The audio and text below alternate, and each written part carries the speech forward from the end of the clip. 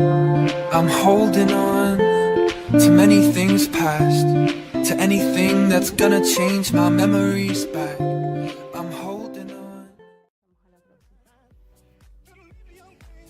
Mariano en la introducción habló de algunas características del plan de un plan de gerenciamiento de integridad. Ahora las vamos a ir mencionando un poco más en profundidad. Y la primera tiene que ver con la incorporación temprana del concepto de integridad a la instalación.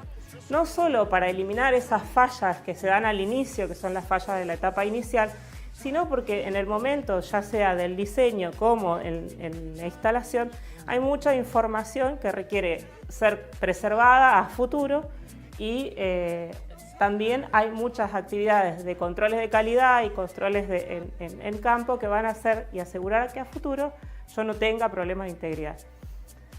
El otro punto es que cada sistema de ductos es independiente y debe estar adaptado para que sea eficiente un plan de gerenciamiento a la organización que tiene el operador y los procesos que tiene el operador. No todas las compañías integridad el área de integridad es similar, ni lo manejan de la misma manera, entonces bueno, cada PGI va a tener que orientarse a esa estructura. No hay una línea, ¿sí?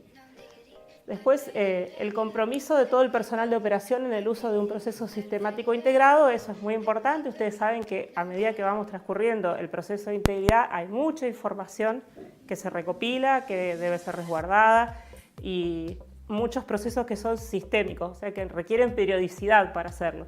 Entonces el personal es importante que esté comprometido en esa situación. Después, el otro concepto es que debe evolucionar constantemente y ser flexible. ¿Por qué? Porque principalmente las amenazas y las áreas sensibles van a ir cambiando con el tiempo y eso va a hacer que mi riesgo cambie con el tiempo. Entonces yo debo evolucionar para que siga siendo efectivo mi PGI y debo tener la flexibilidad para ir incorporando herramientas nuevas que aparezcan en el mercado. No hablo de herramientas netamente de inspección, sino de herramientas de todo tipo, de análisis, de evaluación, de inspección. El otro tema, que ya lo mencionamos antes con el compromiso, es la periodicidad en los análisis y evaluaciones. Va a ser importante, o sea, la reglamentación no dice cada cuánto yo tengo que identificar amenazas o cada cuánto tengo que hacer una evaluación de riesgo, pero sí los PGI de cada compañía deben establecer una periodicidad en esas actividades. ¿Cada cuánto? Una vez por año, una vez cada 2 años, una vez cada 3. Cada compañía tendrá su periodicidad definida. El otro punto es la integración de los datos.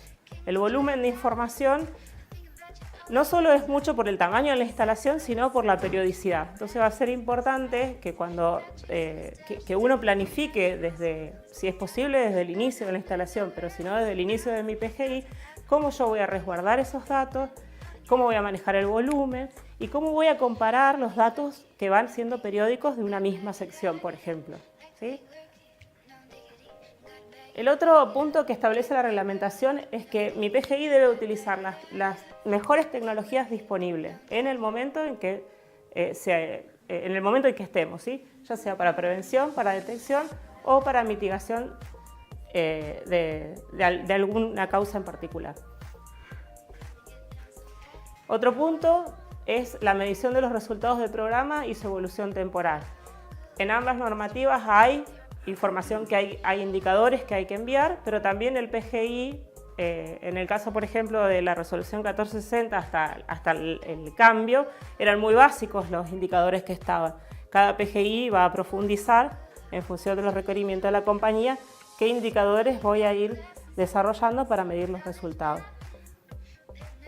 Y el otro que hay que establecer es cómo va a ser la comunicación externa, ya sea con las autoridades de aplicación y la comunicación interna de la compañía respecto al PGI. Personal capacitado, las dos reglamentaciones tienen puntos muy fuertes respecto a eso. Y lo que dice es que como esto no es un manual que dice qué hay que hacer, es algo que está orientado al resultado, no exime a ninguno de los operadores de que se usen las buenas prácticas, dice, o que se utilicen las herramientas avanzadas en la ingeniería para hacer la evaluación. Y la responsabilidad acá cae sobre el operador. que define quién es el personal que va a estar a cargo del PGI y quién es el personal que va a llevar adelante, y a su vez lo capacita. Habla muy fuerte sobre los niveles de capacitación que tiene que tener el personal que esté desarrollando actividades de integridad. Esos son los conceptos generales. Ya entrando un poco en los elementos básicos del plan de gerenciamiento de integridad, una salvedad a hacer respecto de líquidos y de gas es que en el caso de B318S llama programa de gerenciamiento de integridad a todos estos elementos, ¿sí? Y uno es el plan de gerenciamiento de integridad. Esa es una diferencia que hay entre gas y líquidos, ¿sí? Líquidos, el plan de gerenciamiento lo define como el diagrama de proceso, pero en el caso de gas hace esta apertura, digamos. Que en general estos puntos en la compañía son áreas diferentes, ¿sí? Gestión del cambio, el plan de control de calidad, en general son todas áreas diferentes. Cuando vemos en particular el plan de gerenciamiento de integridad, establece un diagrama de proceso bastante similar, en ambos casos ya lo vamos a ver, en donde dice que una de las actividades es identificar las potencialidades del daño o las amenazas de la línea, colectar toda la documentación y revisarla, hacer análisis de riesgo, evaluar si todas las amenazas fueron tenidas en cuenta y después hacer un análisis de integridad y un plan de respuesta. Ese es el diagrama de proceso que establece gas. En el caso de líquidos, esto es una copia de API 1160 y si ustedes la comparan con el diagrama de proceso de 1460 es igual, ¿sí? La diferencia es la parte inicial, ¿sí? Porque ambas normas, las argentinas, fueron diseñadas para tener una etapa inicial en que todos los ductos se encuadren dentro del concepto de integridad y después entran en el proceso continuo, ¿sí?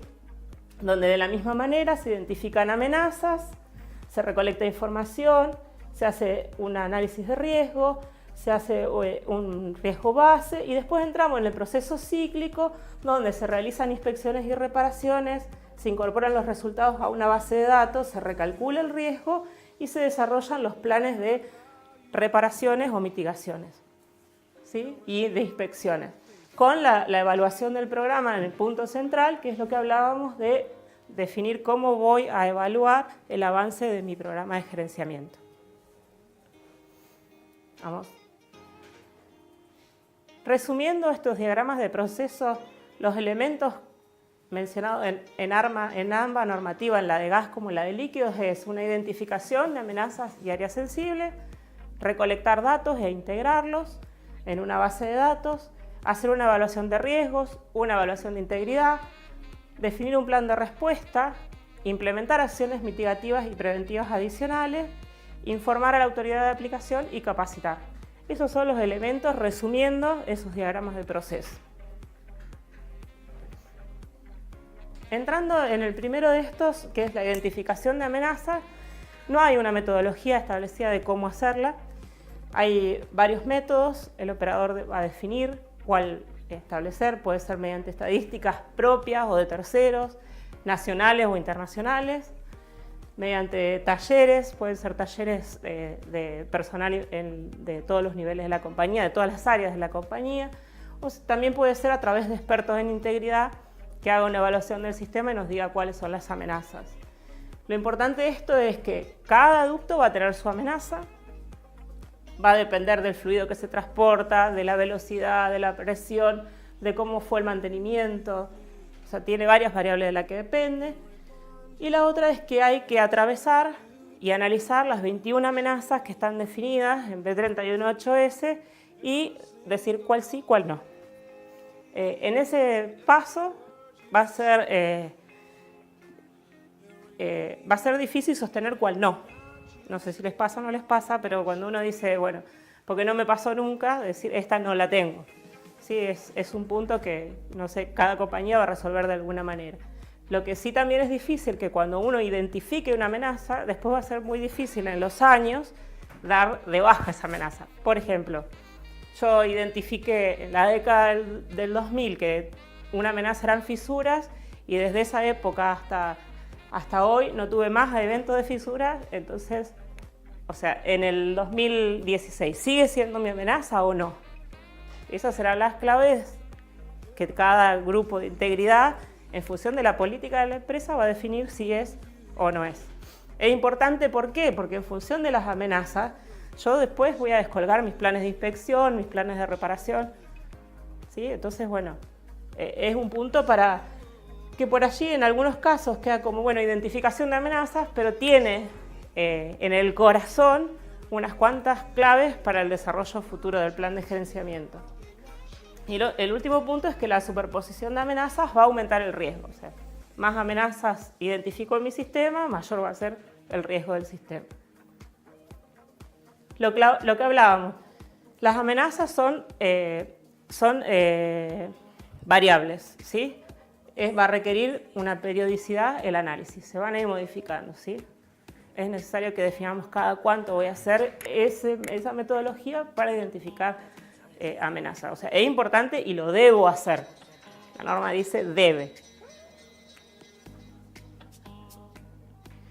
Como hablábamos de la identificación de amenazas, existe una apertura en 9 o en 21. 9 son las que están marcadas en negritas, que es la que B318 dice es como base, tengo que analizar esas 9.